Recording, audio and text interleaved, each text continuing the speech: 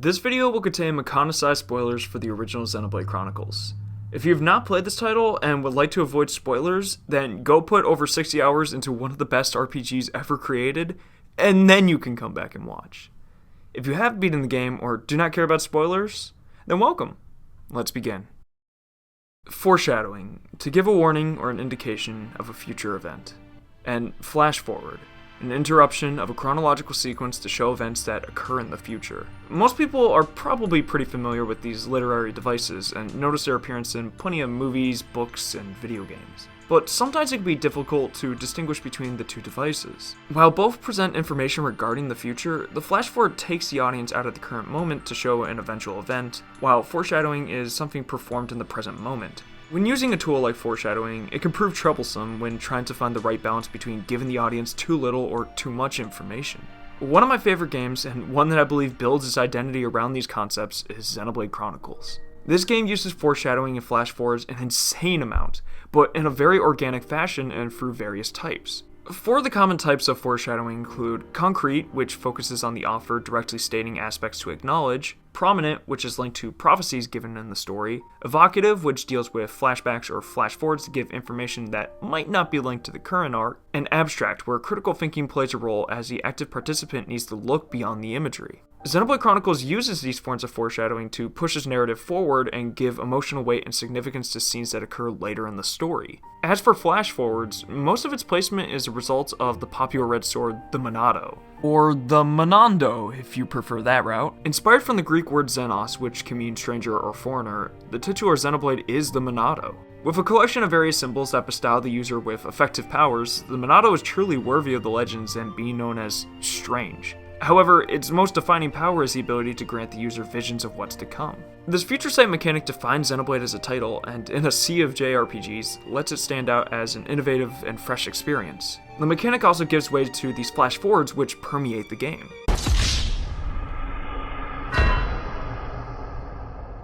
While I'd like to do a full-on analysis of everything Xenoblade Chronicles does right and how impactful of a title it is, for the purposes of this discussion, I'll be primarily focusing on how Xenoblade Chronicles uses foreshadowing through straightforward and hidden means, as well as flash forwards to strengthen and define its narrative and gameplay elements. To touch upon every single instance would be absolute madness, so I'll be focusing on some of the larger and more creative applications throughout the story.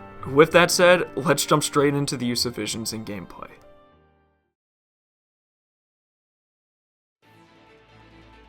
Returning to the original combat of the Xenoblade series if you've played all the way up to Torn Up might feel a bit awkward at first, but it's still incredibly fun and filled with vast amounts of customization. But combat interactions sometimes revolve entirely around the Monado for a good portion of the game when tackling enemies like Mechon or Telefia. Along with the Monado comes the vision mechanic, which gives Shulk and the player a brief glimpse of an enemy's move with the type, target, and damage. But don't get discouraged because this is where the fun happens. It's now your job to change the outcome or prevent its effect entirely. The player can do this by inflicting topple and daze, having a tank draw the aggro, or the foolproof tactic of just killing the enemy on the spot. There are few things more stressful than feeling really confident in battle, keeping the tension and the flow going. And then Melee is about to take a completely fatal blow right when you just use Monado Buster because you got greedy, but when you do stop the vision from becoming reality, it feels great. Xenoblade Chronicles 2 tries a light version of this mechanic if you have Shulk equipped as a blade, where you just need the time of QTE like with an elemental attack, which is a cute nod to the source material. The Xenoblade series has always been good about implementing a story element into the battle system, which makes the experience feel very cohesive. This, of course, trickles into Xenoblade Chronicles' story. In of itself, the addition of Future Sight definitely can serve as a good method of showing the players a small glimpse of what to expect as they continue, which marks good pacing and a trick for enticing the players to stick along for the ride. Yet this theme is also used for the purposes of developing characters, building their relationship among the cast, and strengthening certain scenes. Since each of these aspects weave amongst one another, I'll be examining how they interact as the story advances.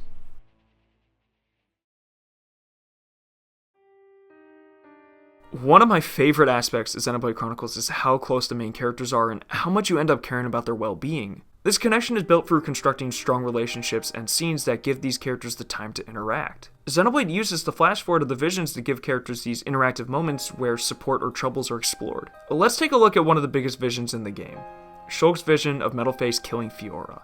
Shulk is obviously crushed about her fate and is hung up on his inability to affect the vision, which then leads into the only time of day. Now it's writing time!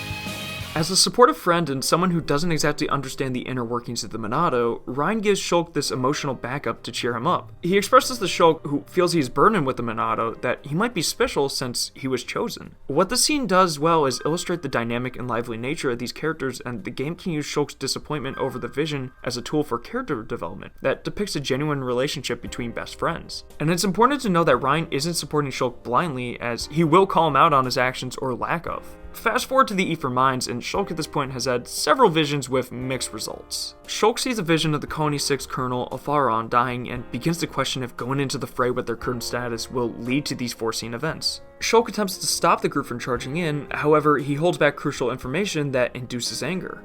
Rein, noticing that Shulk has been acting strange, realizes it was another vision and straight up calls Shulk out on his mentality like an absolute savage. Shulk, I may rush in head first, but at least my head's useful for something. Ouch. I remember being shocked by Rein's attitude here at first, but I now acknowledge that it wonderfully characterizes Rein and how he supports Shulk not just physically. Rein continuously pesters Shulk and hitting him hard because he's aware it's the most effective manner to get the point across that they're a team. I especially like when Shulk drops a half-assed "got it," and Rein's just like, "Give it some oomph!" Such an interaction does remarkably well in reinforcing Rein's personality while showing a powerful, real interaction between friends. Alright, let's talk about the character you all know and love, the one that got rejected so hard by plot progression that it still hurts people, the OG Nia, Melia. Upon first meeting Shulk in the gang, Melia was pretty standoffish, but was willing to accompany the group as they travel to her home at RFC. Melia's disposition towards Shulk starts to change when he helps her defeat the Telefia that was first encountered in Magna Forest. Although a future vision of Shulk's showing Melia in trouble within the Hyantia tomb is, I believe, when Melia starts to really develop feelings for Shulk. The party moves into the tomb, assists Melia, and returns to Alchemoth. I'd even say that Shulk acting upon his vision of Melia's father, the Emperor, dying likely gave her some solace. So when Melia, having built this relationship with Shulk, finds out that Shulk is incredibly determined to find and obsessed with this girl she knows nothing about, it starts to mess with her. Take a look at this scene where her body expressions really convey her sentiments and confliction.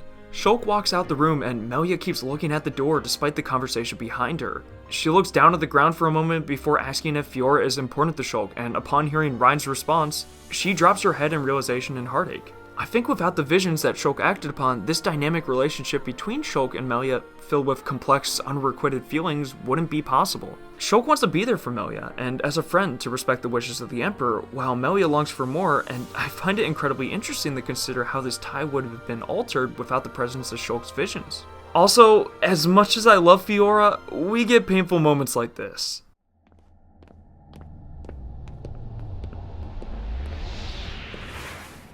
Shulk, you can...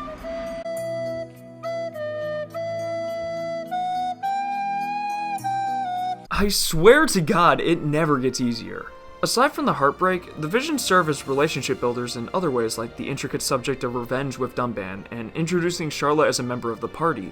But as we move on to foreshadowing, I consider the elements present for two characters specifically that point towards the game's largest plot twist to be one of the greatest ingredients to Xenoblade's story.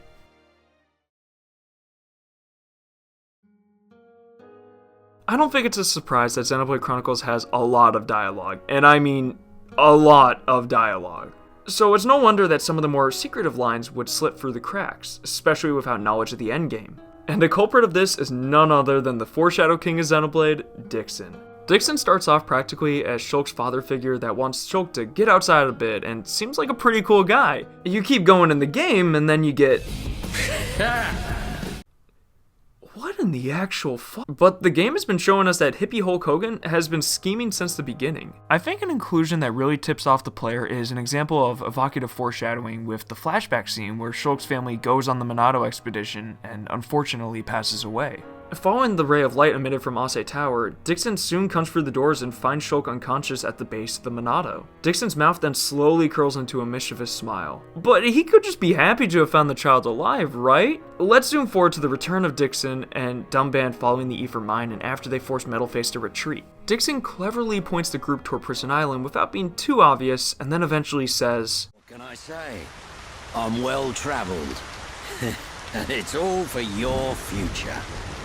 Day and night I've searched for new lands, met new cultures, and gained knowledge for our people. The life of a wandering old fool. A lonely one at that. I love this line for two reasons. First, it discreetly references Dickson's constant work and travels to set all the pieces in place for the return of his lord. Your future sounds a lot like what will eventually happen at the top of the McConus. Second, it hints at a more sympathetic Dickson that does have an attachment to Shulk after being a mentor to him for years. Good examples that showcase this relationship are the moments they share in Satoral Marsh. Oh yeah, and this is pretty good. Hey! What a stroke of luck! You're still alive! But speaking of the marsh, there's a moment where Dickson says that Shulk might be a part of some higher plan. Almost like the very plan he's been guiding Shulk towards the end result of. And the big one happens right before Dickson departs when he declares that he doesn't feel good about deceiving Ryan and Shulk. Again, there's a dual meaning here that addresses the confliction in Dickson's mind and makes you feel a bit sorry when everything has come to a conclusion. Like I mentioned previously, if I analyzed every instance of foreshadowing, it would take an eternity, especially because it ramps up to infinity as soon as the party reaches the McConus. However, I do love how Dickson's foreshadowing leads us not only to the game's enormous reveal, but closure on Dickson's story as he dies in a poignant moment with those same feelings of affinity towards Shulk. Dickson's duality between serving as a double agent of sorts breathes and even endows empathetic feelings into him, but what's a king to a god?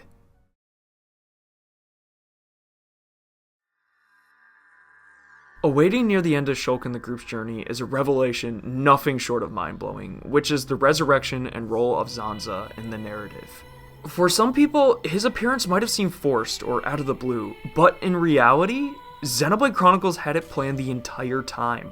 Zanza residing inside Shulk's body and influencing his behavior, that was all teased with abstract foreshadowing very early in the game, through subtle dialogue that might not have been noticed due to how organically it fits into specific conversations and scenarios. I'm sure there are several I will have missed, but I'd like to point out a couple that I feel are particularly strong or noticeable in hindsight. Following Fiora's demise at the Claws of Metalface, Shulk and Ryan have a conversation in Outlook Park about Shulk's meeting with Dumban and the decision Shulk's reached to pursue Metalface as well as destroying all Mechon.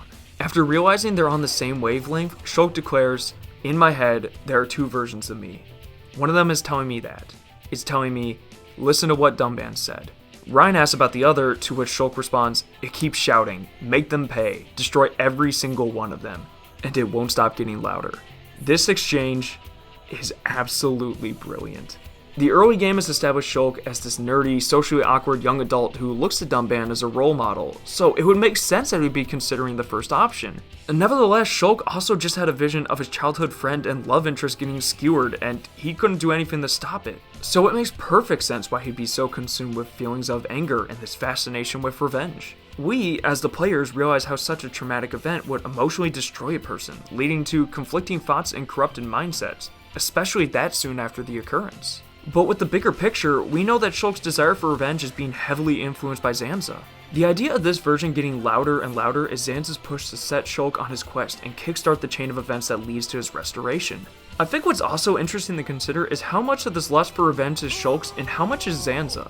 I like to believe that those feelings of revenge are definitely present within Shulk, but Zanza is the one intensifying them and clouding Shulk's perspective.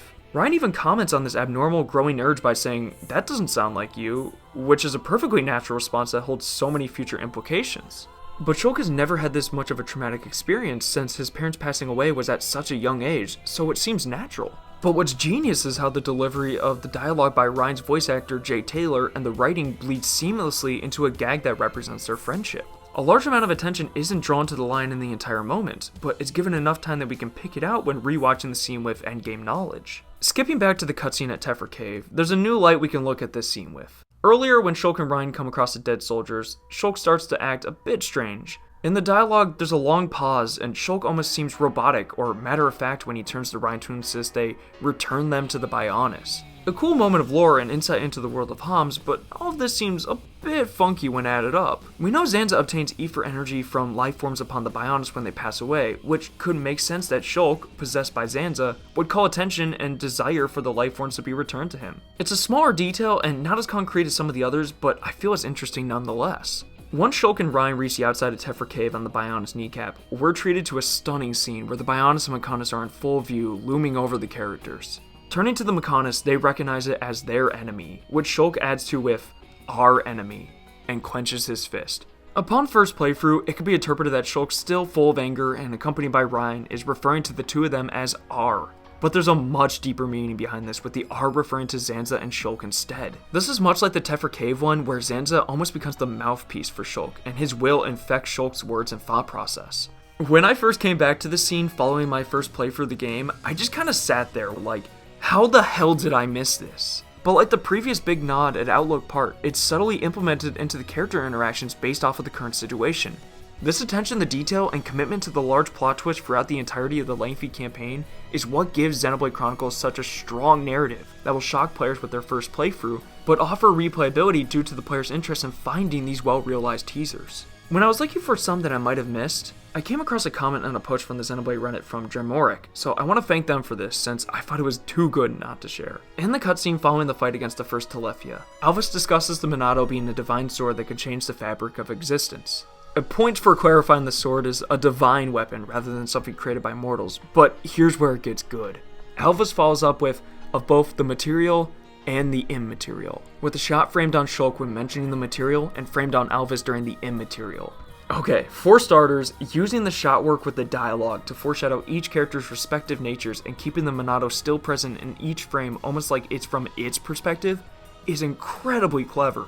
I have another theory which perhaps might be reading too much into the scene and the imagery, but I'm gonna have fun with this. Notice the placement of Shulk and Alvis' hands on the Monado. Both rest on the hilt, but Alvis' is placed on the center of the grip while Shulk's is placed higher up on the pommel. I'd like to believe this is hinting at a future hierarchy that is made clear at the end of the game.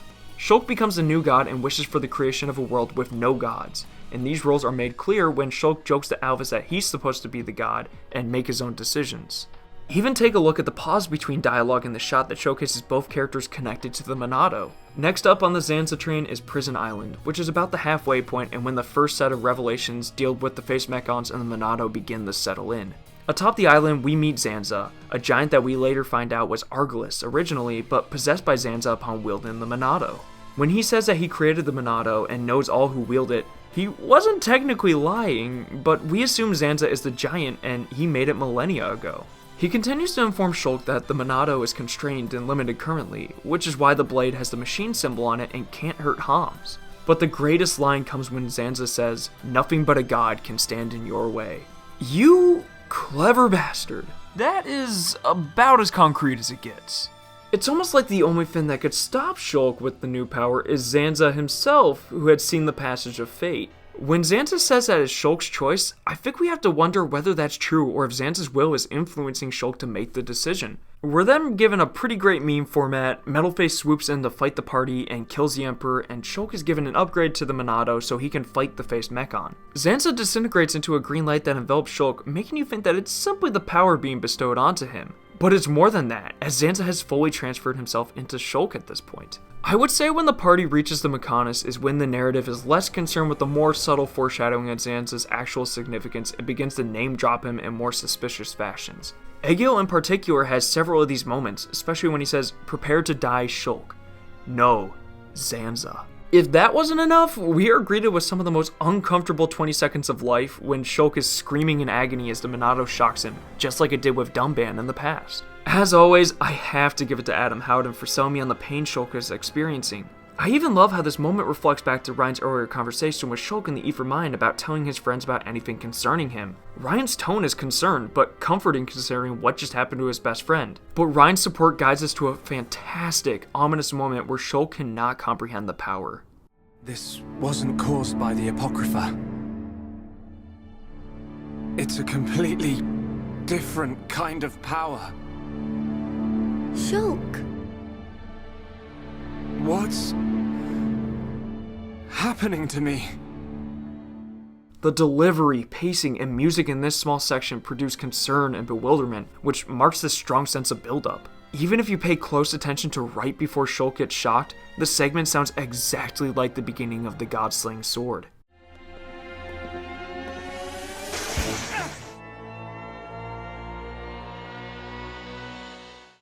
After finally defeating Egil and stopping the Mechonis, we are presented with the culmination of practically every tease, every instance of foreshadowing that the game has been giving us. The Return of Zanza.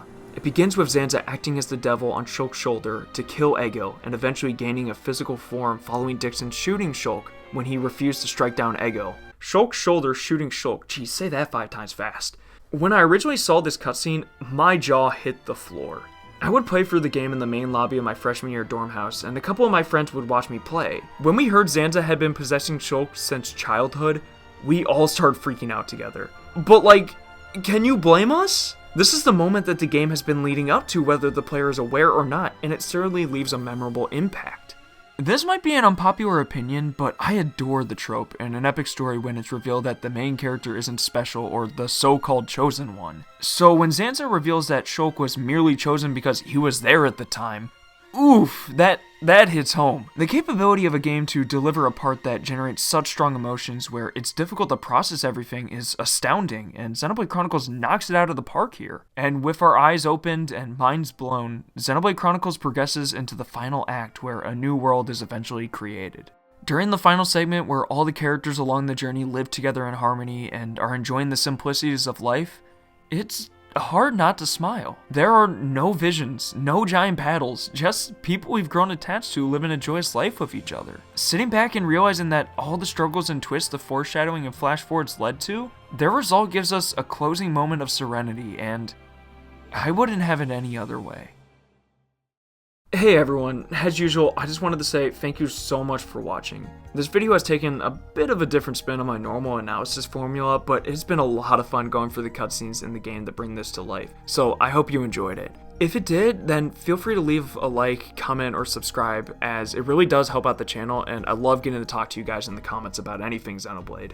You might have noticed I've been trying to stick to this one video every 3-ish weeks formula, and I think it's been pretty nice, but let me know if there's any changes you want to see regarding the time or content. I'm always open to video ideas if I can find enough substance or passion behind them, so feel free to leave them down there. I've been looking at Xenoblade Chronicles from my past 3 videos, and so I'd like to mix it up for this next video by talking about a game that I feel is underrated and one of my favorite games of all time. What it is will be a secret until then, but if you are looking for more Xenoblade content, don't fret, as I have more videos I'd like to explore that should be coming pretty soon. Anyways, thanks again for watching and all the support on these past videos, and until next time.